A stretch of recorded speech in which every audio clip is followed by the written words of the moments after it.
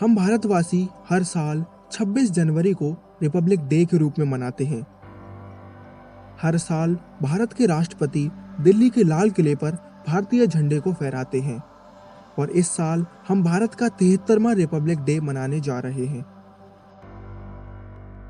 लेकिन आज भी ज्यादातर लोग इस बात से बेखबर हैं कि हम भारत में रिपब्लिक डे आखिर किस वजह से मनाते हैं। रिपब्लिक शब्द का मतलब होता है ऐसा देश जहां की सरकार को उसी देश के लोगों ने इलेक्शन के जरिए चुना हो।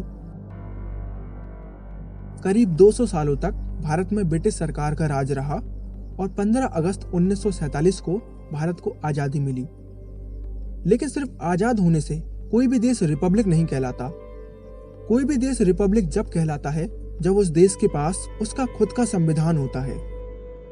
संविधान में वे नियम व कानून लिखे होते हैं जिसके जरिए किसी भी देश पर गवर्न या फिर रूल किया जाता है।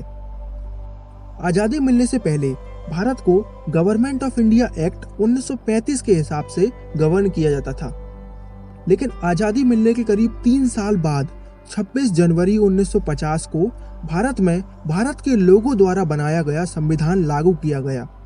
इसलिए इस दिन को हम गणतंत्र दिवस या फिर रिपब्लिक डे के रूप में मनाते हैं। ये कहना भी गलत नहीं होगा कि आजादी भले ही हमें 15 अगस्त 1947 को मिली हो, लेकिन सही मायने में हमारा भारत 26 जनवरी 1950 को स्वतंत्र हुआ।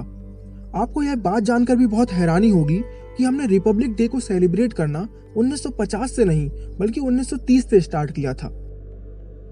दरअसल साल 1930 में 26 जनवरी के दिन देश के पहले प्रधानमंत्री जवाहरलाल नेहरू ने ब्रिटिश गवर्नमेंट के खिलाफ पूर्ण स्वराज का ऐलान किया था और तब से लेकर आजादी मिलने तक हमने 26 जनवरी को ही स्वतंत्रता दिवस के रूप में मनाया। जी हाँ, और यही वजह थी कि संविधान बन जाने के बावजूद हमने उसको 2 महीने बाद लागू करने का फैसला किया, यानी 26 जनवरी 1950 को। हमारा संविधान दुनिया का सबसे बड़ा संविधान है जिसमें 448 आर्टिकल्स और 12 शेड्यूल्स हैं। इसको तैयार होने में 2 साल 11 महीने और 18 दिन लगे थे। इसको बनाने का जिम्मा ड्राफ्टिंग कमेटी को सौंपा गया था जिसके चेयरमैन थे डॉक्टर भीमराव अंबेडकर। आपको ये सब बातें जानकर कैसा लगा हमें कमेंट सेक्शन में जरूर बताइएगा।